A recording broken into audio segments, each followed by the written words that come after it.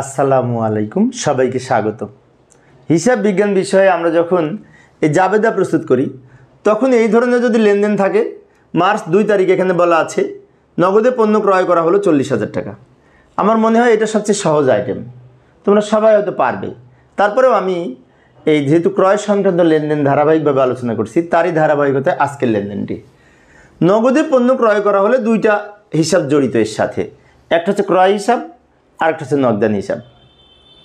একটা ক্রয় হিসাব আর একটা নগদান হিসাব।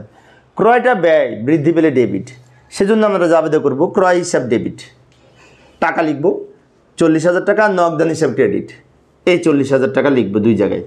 আমি আবারও বলছি, লক্ষ্য করি, ক্রয় ব্যয় বৃদ্ধি পেলে ডেবিট হয়, সেজন্য ক্রয় হিসাব ডেবিট হয়েছে।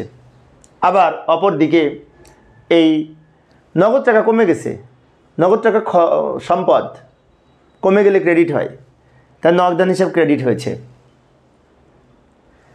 এক্ষেত্রে ব্যাখ্যা আমরা লিখতে পারি নগদে পণ্য ক্রয় করা হলো।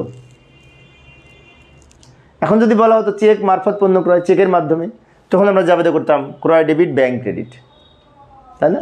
যদি বলা হতো ধারে পণ্য ক্রয়, তাহলে আমরা জাবেদা করতাম ক্রয় হিসাব ডেবিট প্রদেয় হিসাব ক্রেডিট। প্রদেয় মানে পাওনাদার,